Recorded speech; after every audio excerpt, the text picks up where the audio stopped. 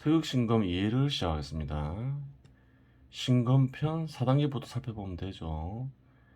신검편 4단계에 들어가기 전 8개라는 형식에 대해 살펴보겠습니다.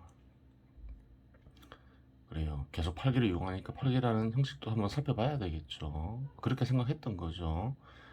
새로운 8개를 보시는 분들이라면 영역이 너무 광범위하여 당황하게 될 것입니다. 그렇죠. 새로이 8기를 만들었죠. 근데 그 영역이 어떤가요? 다루는 영역이 세상이죠.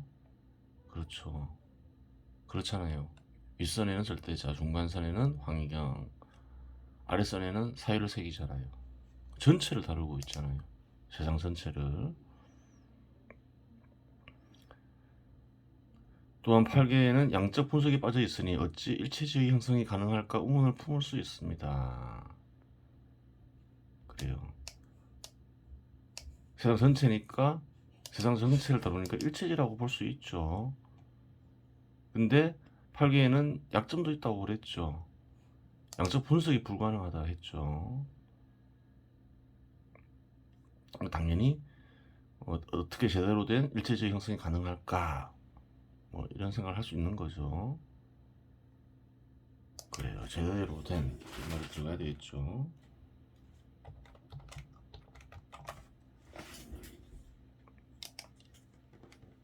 여기에는 비밀이 있습니다. 그 비밀을 보면 알겠죠. 첫 번째, 의식으로 어떠한 사실을 논리적으로 파악하고자 하면 개념들을 정확하게 설정하고 개념들 간의 매개체를 찾아야 하며 나아가 계량화해야 합니다. 그래요.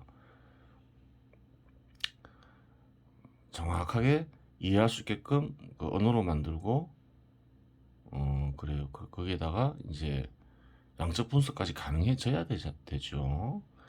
하지만 신경법을 펼치는 것은 의식이 인식 가능한 논리 체계로 파악하는 것이 아닙니다. 무화 속에 이용하는 절대자의 상호작용과 파멸작용을 무화에서 이끌어내요. 그렇죠. 이렇게 했어야지 이해하기 쉽고 더 정확하죠. 해답을 구한 뒤 의식이 포착하는 방식입니다.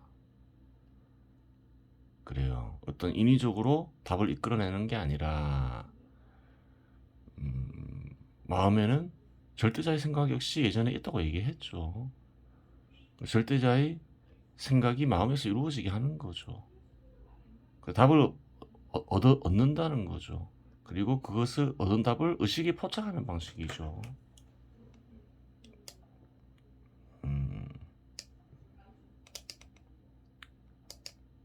그 직관을 강화시키는 방식을 주로 이용한다. 그렇게 얘기하는 거죠. 직관을 올바른 직관을 얻는 방식이다. 절대자의 뜻에 입각한 후천적 무아의 구성을 유도함으로써 그래요. 어떤 사실을 인지하는 방식이라고 하겠습니다. 인간의 마음을 절대자의 마음과 같이 만든다. 그런 거죠. 그게 왜 가능하다 했죠?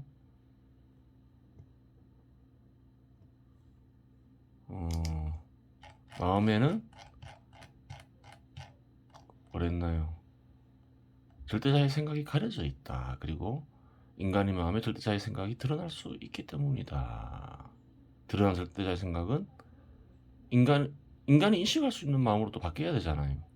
그 얘기를 하는 거죠. 두 번째, 신건법을 펼치는 것이 무엇인가 하는 점입니다. 그것은 바로 기도입니다. 마음의 새김에 묻는 것이지요. 절대자의 뜻은 무엇입니까? 선천팔계의 물음을 기도하는 것이고 저는 혹은 인간은 어떻게 행동해야 합니까가 후천팔계의 물음입니다. 그 물음을 마음에 새기며 절대자에게 묻는 것이며 절대자가 후천적 무화를 변형시킴으로써 그 답을 알려주고 알려주는 답을 의식이 포착해내는 것입니다. 그래요.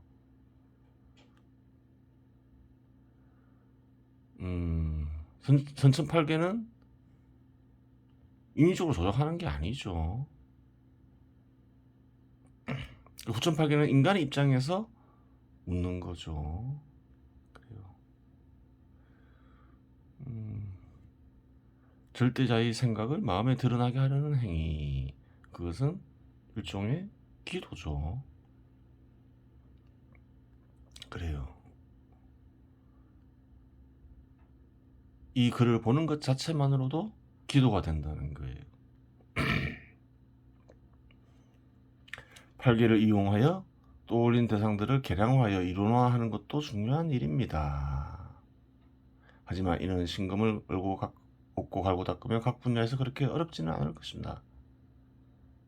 갈고 닦으면 각 분야에서 그렇게 어렵지는 않을 것입니다.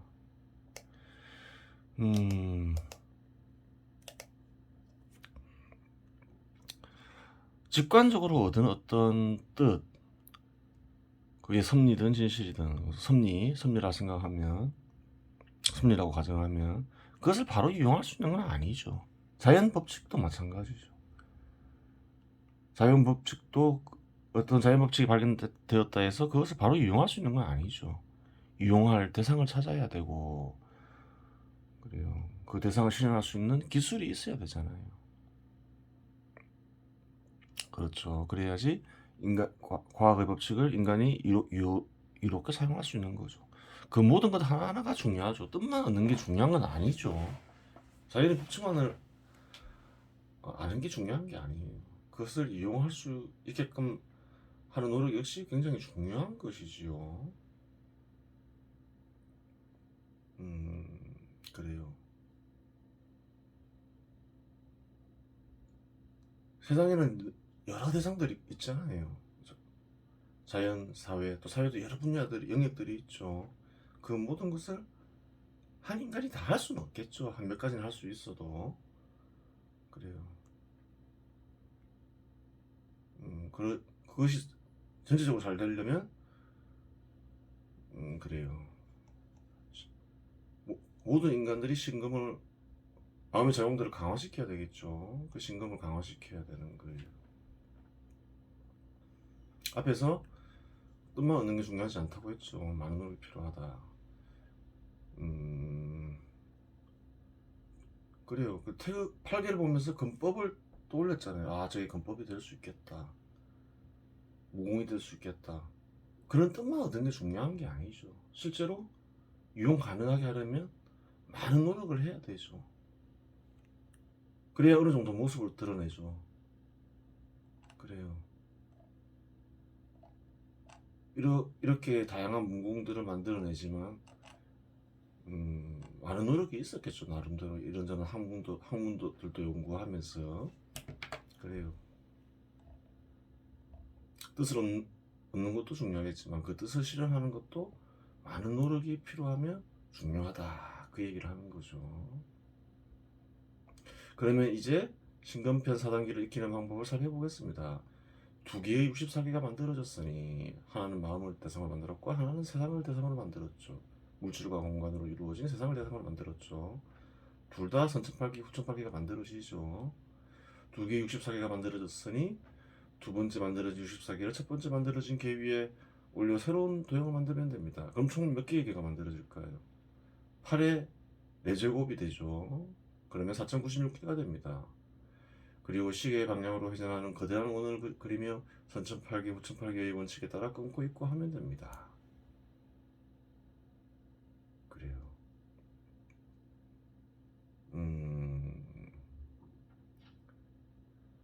원은 몇 개가 그려지나요? 그래요. 12개가 그려지죠. 하지만 이는 너무나 힘든 일을 원칙을 지키고 하기에는 하고 싶어도 할 일도 많고 시간이 없겠죠. 그렇잖아요. 4096개의 괴를 어떻게 마음에서 그리면서 시간을 보내겠어요. 사람들 다 자기 할 일이 있잖아요. 집안일도 있고 직장 나가서 일할 수도 있고. 그래요. 이것만 하고 있을 수는 없잖아요. 그래서 이번과 같은 방법을 사용하면 됩니다. 그래서 뭔가 좀 방법을 강구를 한 거죠. 노력을 많이 한 거예요. 다른 의미가 새겨진 64개의 두 개를 좌우에 놓고 64개 두 개를 좌우에 놓는 거죠. 첫 번째 마음을 새긴 64개는 몸 정면에서 오른쪽에 놓고 두 번째 세상을 새긴 64개는 몸 정면에서 왼쪽에 놓습니다. 일종의 규칙을 정하는 거죠. 분신금을 펼칩니다. 펼치면서 두 개의 도형을 살펴봅니다. 그러면 시간이 대폭 절약됩니다. 그렇죠. 익숙해지면 10분 정도만 투자하면 될 것입니다. 그리고 한 개는 고정시켜 놓고 한 개의 개만 그리고 64개 한 개의 도형을 고정시켜 놓고 64개 한 개의 도형만 계속 변형시키면서 총 4096개의 개를 만들어내는 거죠. 효과는 1번에 비해 떨어질 수도 있으나 내용은 동일하고 신건법 펼치는 것 역시 마찬가지입니다. 일종의 약식 신건법이라고 말할 수 있습니다. 그래서 4096개를 쉬운 방법으로 만든다고는 하지만 이것 역시 좀 그렇게 적은 시간을 요구하는 건 아니죠. 절대자의 뜻을 알면 사람과 자비, 정의에 갖게 나름대로 행동 양식을 정할 수 있습니다. 그래요. 따라서 이번도 약식신건법이 있습니다.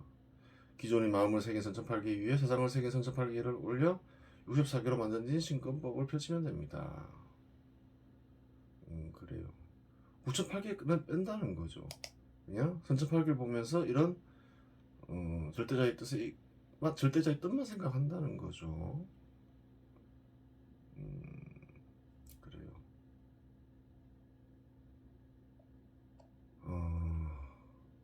선천팔기를 두게 만든다. 있는 그대로 세상과 마음을 본다는 거예요.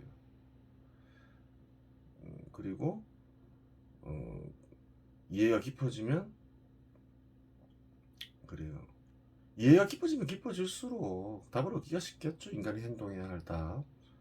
근데 인간이 행동해야 할 답을 할 때 무엇의 각에서 본다는 거예요. 사랑과 자비, 정의의 각에서 바라본다. 또 그렇게 말하는 얘기가 있겠죠. 여기서 잠시 절대자의 뜻에 대해 살펴보도록 하겠습니다. 이런 질문이 가능합니다. 인간은 짐승과 달리 개선해 나갈 수 있는 의지가 있는데 도대체 하나님께서 인간을 위해서 하시는 일이 무엇이 있습니까? 라고 이렇게 얘기할 수 있죠. 근데 그것은 아무것도 모르고 하는 소리랍니다. 어느 시대 어느 장소에서도 발견되는 언어들이 있습니다. 그것은 사랑, 자비, 정의로움입니다. 인간이 무언가를 개선해 나가더라도 절대자의 말씀을 어기면 그것이 아무리 좋아 보여도 인류에 큰 재앙이 될 수 있는 것이며 개인적으로도 불행한 일이 발생할 수 있습니다. 예를 들어 공산주의라는 제도도 핵무기라는 무기도 인간이 만든 것이지만 절대자의 뜻을 고려하지 않고 만들었기 때문에 많은 피를 흘리게 하고 세상에 해악만 끼쳤지요. 그래요. 절대자는 인간들이 문명이 발전을 계속할 수 있도록 이렇게 말씀하고 있습니다. 사랑과 자비를 베풀어라. 정의롭게 살아라. 라고. 물론 하늘에서 울려 퍼지는 그런 유치한 방식을 사용하지 않다 보니 모를 수도 있겠군요. 그럼 이런 질문이 가능하죠. 자비와 사랑의 차이는 무엇입니까? 라고. 비슷한 개념이긴 하나 차이가 조금 있을 수도 있고 어떤 단어가 다른 단어를 포함할 수도 있겠으나 크게 중요한 문제는 아닙니다. 그래요. 자비와 사랑의 차이는 뭘까요? 좀 추가한 내용이죠. 어떠한 대상을 소중히 여기는 감정이라는 뜻은 사랑이나 자비 모두 지니고 있다. 반면에 자비에는 불쌍하게 여기는 감정 역시 간직되어 있으니 사랑과 자비에는 의미상 차이가 없다. 하지만 현실에서 드러나는 방식에는 차이를 발견하기 어렵다. 뜻에 약간 차이는 있죠. 어떤 대상을 보면 소중히 여기는 감정이 생길 수 있죠. 그 보통 사랑이라 하죠.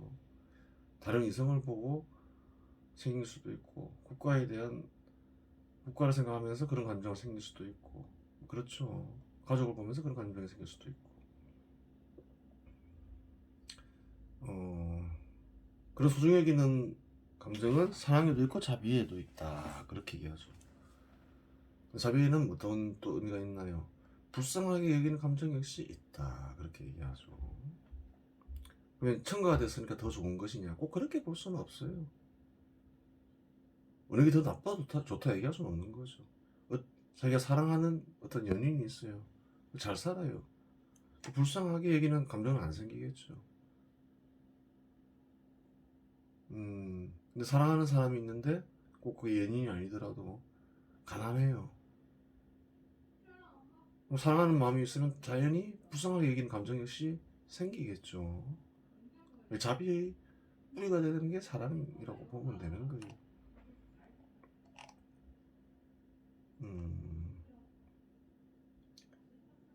사랑과 자비, 정의로움 이런 게 없으면 개선하는 능력 역시 안 생기겠죠. 인간은 왜 개선하려고 하나요?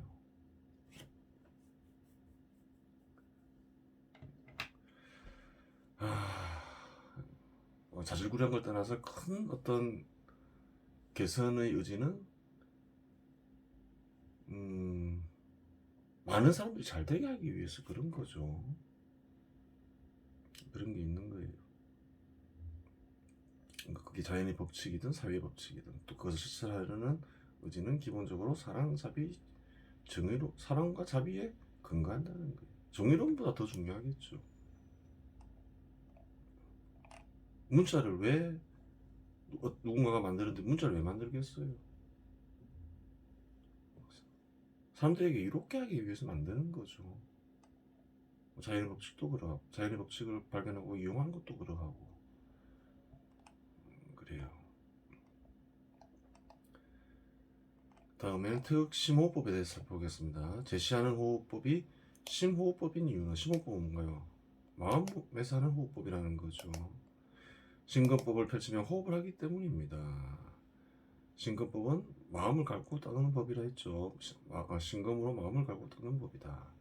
호흡을 항상 하는 것이기 때문에 언제 어느 장소에서도 심근법을 적용하여 수련이 가능합니다.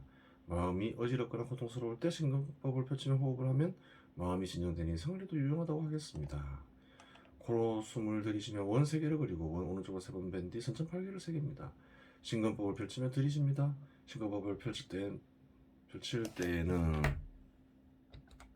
5번째 개까지 끝난다는 생각으로 심근법 펼치고 나머지는 있는다고 생각으로 심근법 펼칩니다. 다 새기면 숨을 멈춥니다. 들이쉬면서 그래요. 마음에서 근법을 펼치는 거죠.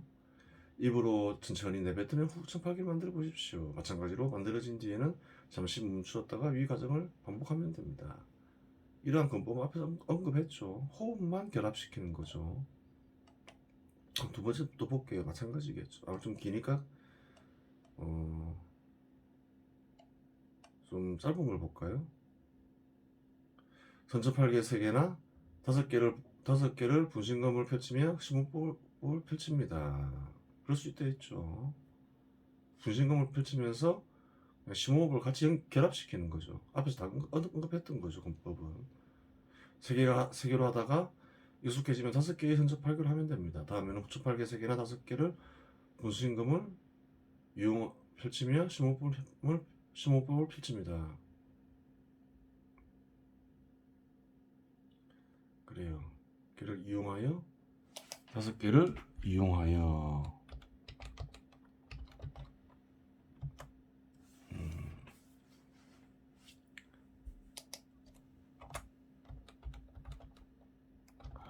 이렇게 쓰면 되겠죠. 그래요. 여러 가지 건법이나 건법을 제시했죠. 거기에 심호흡법을 그냥 호흡법을 합치는 거죠. 그래서 펼치면 되는 거예요.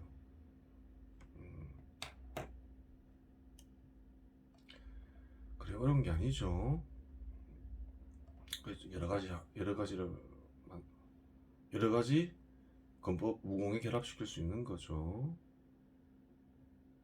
마지막에는 기도나 시를 마음속으로 읊으면 됩니다. 그래요. 어떤 신근법을 펼치며 호흡하는 것이 옳은가 하는 부분이 정해져 있는 것은 아닙니다. 수많은 신근법의 종류가 있을 수 있으니 본인에게 맞는 신근법을 펼치며 호흡하면 됩니다. 위에서 제시한 것은 득신금의 이치에 입각해 만든 심호흡법을 알려드린 것일 뿐입니다. 그렇죠. 스스로 상할 수 있다 했죠. 규칙도 스스로 만들 수 있고 그 규칙에 입각한 동작도 자유롭게 만들 수 있는 거죠. 자유무공이라 했죠. 이로써 신근법을 몸에 펼치는 것이 기본을 완료되었다고 할 수 있습니다. 그래요. 건법도 만들고 건법도 만들고 또 위치를 이동시키기 위해서 보법도 만들었죠. 거기에다가 이제 호흡법까지 만들었어요. 그래요. 그래서 그 당시 이 글을 쓴 이유는 무공의 기본의 틀을 드디어 완성했다 하면서 좋아했겠죠. 그래요. 이번 시간 여기서 마치겠습니다.